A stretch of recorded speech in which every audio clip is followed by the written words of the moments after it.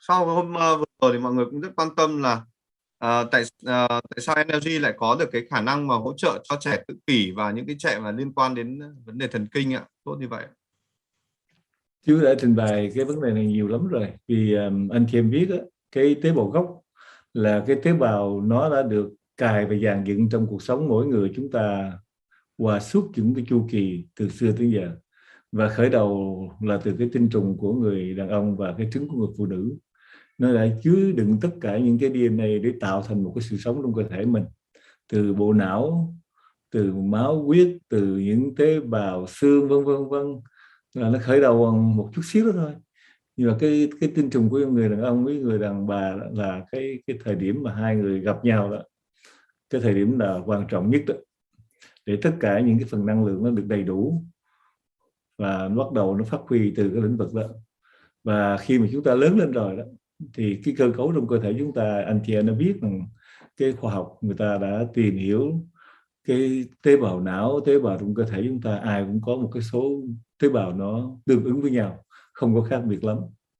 Nhưng mà tại sao mỗi người chúng ta có một cái năng lượng khác nhau, một cái trình độ khác nhau, một cái tư duy khác nhau, một cái sự hiểu biết, sự khôn ngoan khác nhau, tất cả đều khác biệt hết. Là tại sao ạ? Dầu có cùng xã hội, cùng có cùng trình độ dân nữa, nhưng mà cái tư duy, cái cá tính cũng khác nhau, không giống được. Đó là cái đặc biệt của cái phần năng lượng. Mà chú trình bày với anh chị em lần lượt lên những cái lớp lớn hơn đó, thì chú trình bày chi tiết hơn về tại sao chúng ta có được cái phần kỳ diệu đó, tại sao chúng ta có được cái phần năng lượng, và cái năng lượng này hoàn toàn ở những cái tần số khác nhau hết, không có ai giống nhau hết. Vì vậy cách chúng ta sống, cách chúng ta làm việc, cách chúng ta thể hiện thì nó có nhiều những cái tinh túy trong đó khác biệt.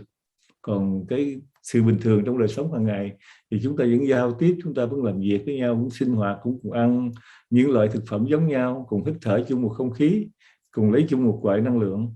Thì cái đó là một cái sự dàn dựng đã sắp xếp sẵn hết rồi.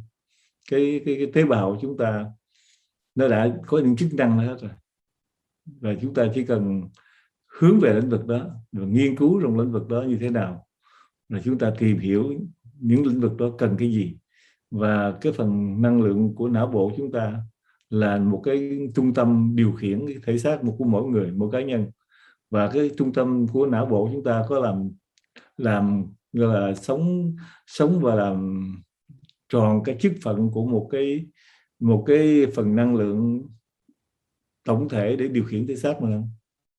Cái đó là chúng ta phải học, phải nghiên cứu đó, để chúng ta điều khiển cái thể xác chúng ta lấy năng lượng, chúng ta tiếp nhận lương thực thực phẩm và chúng ta tiếp thu năng lượng một cách chính xác nhất, hiệu quả nhất, thì cái tế bào chúng ta nó sẽ tiếp thu, nó sẽ được hưởng một cái phần năng lượng đó. Và khi nó có được phần năng lượng đó thì nó hoạt động hết tất cả công suất của nó, thì nó cải thiện vấn đề sức khỏe của mình. Những đứa em sẽ dĩ sinh ra, những đứa bé sinh ra là do người cha người mẹ.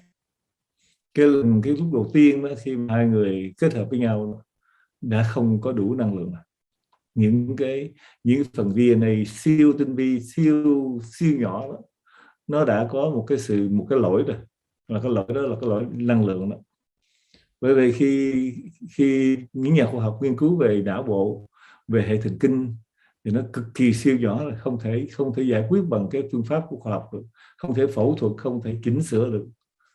Mà có chỉnh sửa đi chăng nữa thì cũng nhờ những cái tế bào gốc để nó hoàn thành cái công việc sau cùng của nó, là sự kết nối.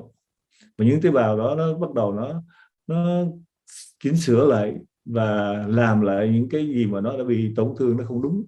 Tế bào gốc nó chỉnh sửa lại hết. Và nó là một tế bào siêu tinh vi, siêu nhỏ mà những nhà khoa học không thể rớ vào được.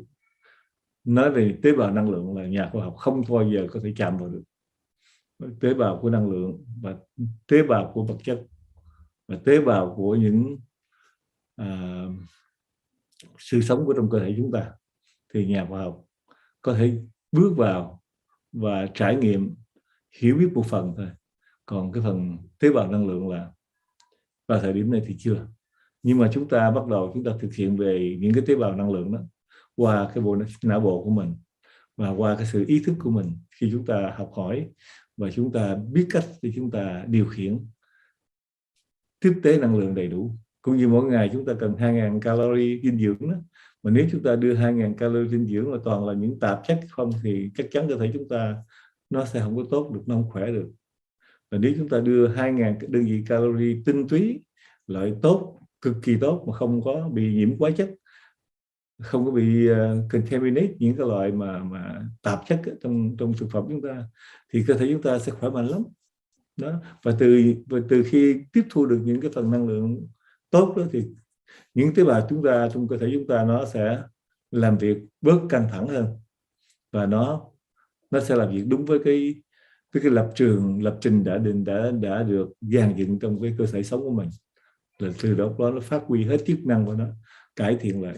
Đó là vì sao những em bé về tự kỷ, về hệ thần kinh, vân vân, nói chung là tất cả về hệ thần kinh, thì năng lượng chúng ta, năng lượng gốc là một cái loại năng lượng hỗ trợ, và cái năng lượng là năng lượng chính xác nhất và hiệu quả nhất cho những tế bào nó phát huy, nó hoạt động trong cơ thể mình, và nó tái lập trình trở lại những cái sự tổn thương, những cái sự mà bị không có đúng mà về nhiều tất cả vì lý do, thì nó sẽ làm lại những điều đó.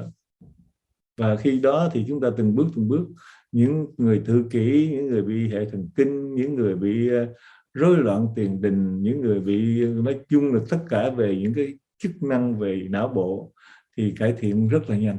Đó là tế bào và năng lượng.